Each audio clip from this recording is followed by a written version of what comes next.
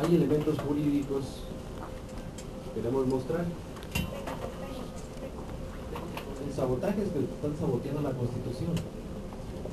Si eso para nadie es interesante o importante, que es la que nos rige a todos los mexicanos, así como tres poderes del Estado, porque hay un país democrático que pretenden hacerlo un país dictador. Luz y Fuerza del Centro es un organismo público descentralizado, establecido, porque mira, todavía no se resuelve, el asunto está en la Suprema Corte de Justicia de la Nación, de una demanda de amparo, y también forma parte de una serie de demandas a nivel internacional.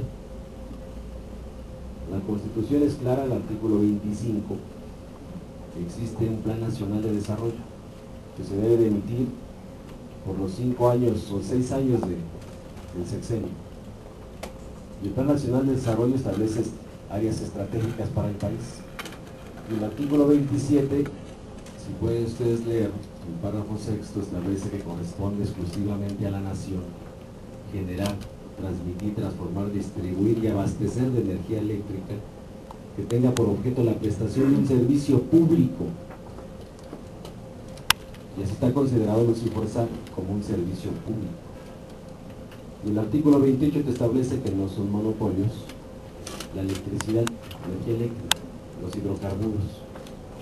Y eso es lo que violentaron, porque Luz y Fuerza del Centro no nació ayer. Es un organismo que tiene que ver con la prestación, porque tal parece que es indiferente, entonces que el presidente pueda violentar cuando él quiera la Constitución. Todos tenemos garantías individuales y colectivas en nuestro país. Y también tenemos que mencionar que estos organismos tienen que ver con el presupuesto federal de la Secretaría de Hacienda y Crédito Público.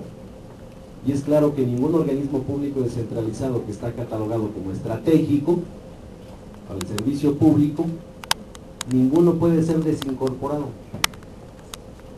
si no es vía el Congreso de la Unión, Cámara de Diputados y Cámara de Senadores, las cuales nunca pasó ni siquiera una iniciativa de ley en el Congreso para que discutieran este tipo de temas.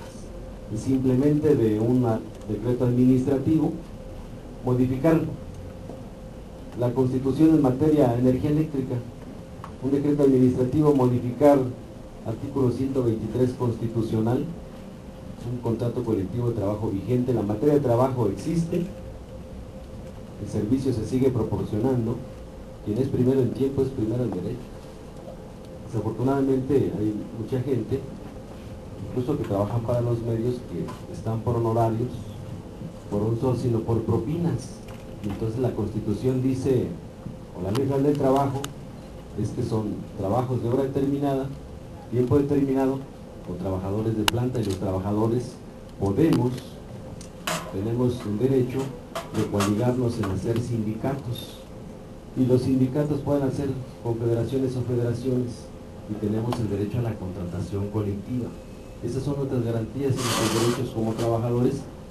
Las líneas no se han ido, las subestaciones siguen, las redes siguen, deterioradas, pero siguen. Entonces nosotros advertimos que esto puede ocasionar problemas todavía más severas para la Ciudad de México, que son los principales usuarios de Luz y Fuerza del Centro. Y hay 22,000 trabajadores aquí en el Distrito Federal, entre trabajadores y jubilados, porque todo lo que se ha generado de infraestructura es plusvalía, y esa plusvalía se divide entre el Estado y los trabajadores. Por eso está el contrato colectivo y la jubilación, y si lo enfatizamos, porque los que son responsables de las tarifas eléctricas no es el sindicato, sino son el gobierno federal, a propuesta de la Secretaría de Hacienda, de Comisión Federal, Secretaría de Hacienda, Economía, son los que fijan las tarifas eléctricas y la Secretaría de Energía, y por eso le está llegando así de caro su recibo de luz. Entonces el sabotaje es por parte del Ejecutivo, está pisoteando la Constitución.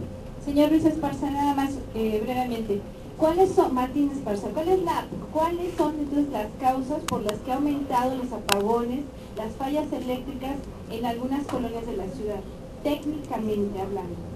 Si me permite, secretario, primero solicitarles a los camaradas de los medios de comunicación que en el Código Penal, en el artículo 140, se define lo que es un sabotaje y dice que cualquier persona que atente a que no se dé la continuidad del servicio eléctrico, o en el caso particular de la electricidad, o de cualquier servicio público estratégico, la persona, la que sea, la que atente en contra de eso, y por eso acusamos a Felipe Calderón, en el momento en el que de la noche a la mañana deja sin empleo a las personas que estaban llevando adelante los trabajos, y aquí habría que también a los camaradas de la prensa decirles que pregunten a Felipe Calderón, a Georgina Kessel, al subsecretario de Gobernación, al propio secretario de Trabajo,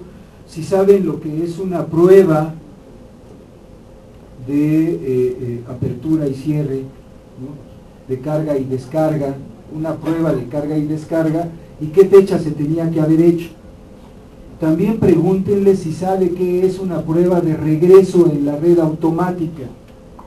Y finalmente pregúntenle si él sabe lo que es un trabajo de switcheo después de arreglar una falla. Sí. Atentar contra eso, como lo hace Felipe Calderón y todo su séquito, es ir en contra del Código Penal y es atentar contra el servicio público de energía eléctrica, y esto se castiga con la cárcel.